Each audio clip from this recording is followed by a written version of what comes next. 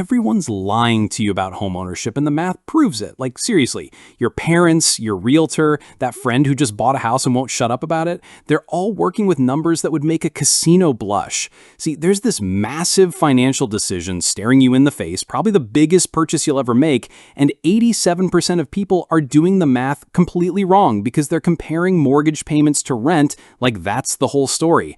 But oh boy, that's like comparing the price of a car to a bus ticket without mentioning gas, insurance, repairs, and the fact that the car might explode.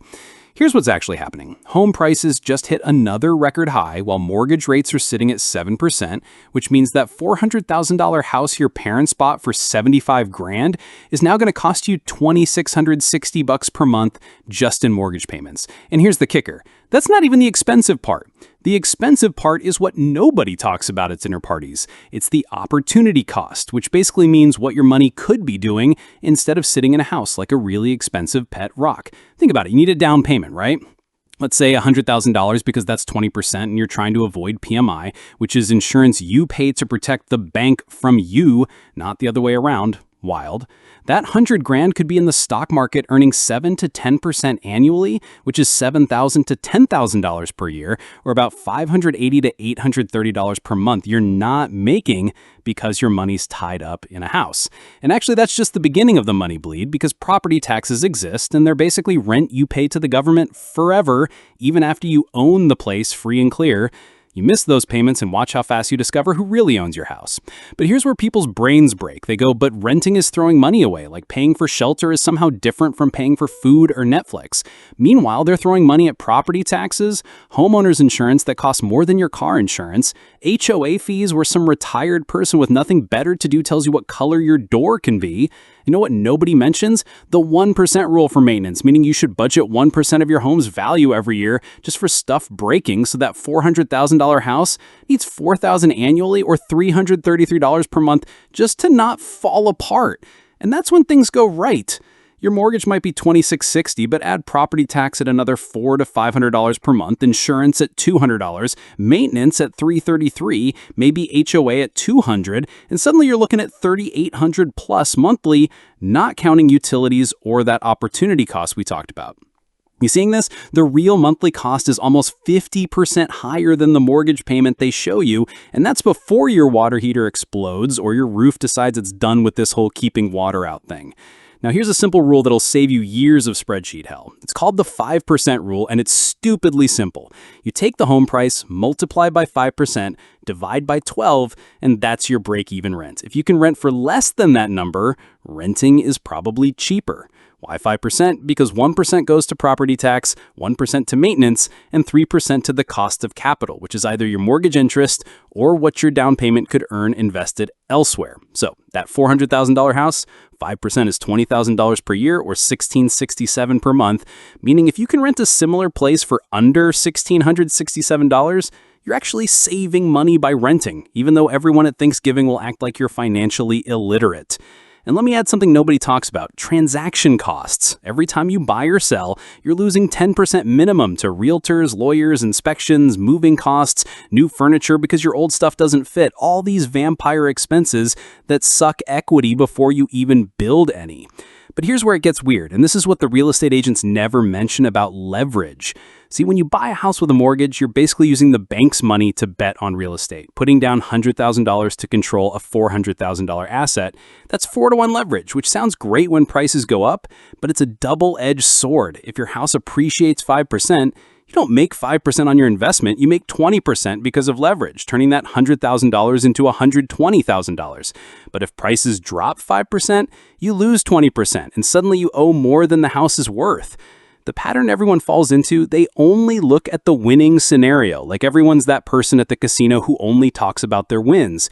Meanwhile, leverage in the stock market is considered dangerous, but somehow when it's a house, it's the responsible thing to do. Make it sense. Actually, know what else nobody calculates? The break-even timeline, which is how long you need to live somewhere before buying becomes worth it. And it's usually 5 to 7 years minimum because of closing costs, realtor fees, moving expenses, all that fun stuff that eats into any equity you're building. Real estate agents take 6% when you sell. That's $24,000 on a $400,000 house. Gone. just for someone to put your house on Zillow and host a few open houses where people judge your furniture. Here's the trap everyone falls into. They think building equity is automatic wealth building, but equity is like a retirement account you can't touch without selling your house or taking out another loan. It's not liquid. You can't buy groceries with equity. You can't pay bills with it. You're house rich, but actual cash poor. The comments will explode, but most homeowners have the majority of their net worth tied up in one asset, in one location, in one market. That's the opposite of diversification. That's putting all your eggs in one basket and then living in the basket. Want to know the expensive secret? Renting isn't throwing money away. It's buying flexibility and transferring risk. When the roof leaks, you call someone else to fix it. When a better job opens up across the country, you can actually take it. When the neighborhood goes downhill, you leave. Try doing that with a house. Plus, here's what history reveals about housing returns. Real estate appreciation barely beats inflation over the long term. We're talking 3 to 4% annually if you're lucky. Meanwhile, the stock market has averaged 10% for decades, but nobody's uncle is preaching about index funds at family dinners.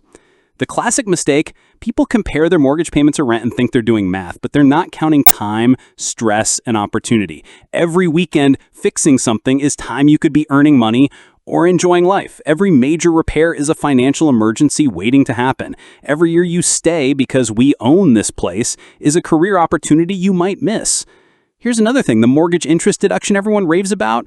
Unless you're itemizing deductions and have a massive mortgage, the standard deduction is probably better anyway, so that tax benefit of homeownership is often imaginary math that only existed back when interest rates were 15% and tax laws were different. But doesn't everyone need to buy eventually? That's the narrative, right? The American dream and all that. Here's the reality check. Home ownership rates in Germany are 42%. In Switzerland, it's 38%.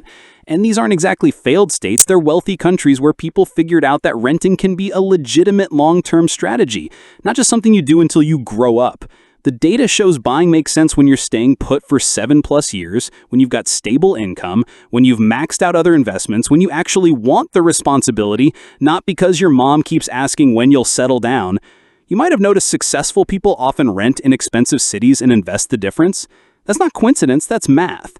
So when does buying actually make sense? When the numbers work, not the emotions.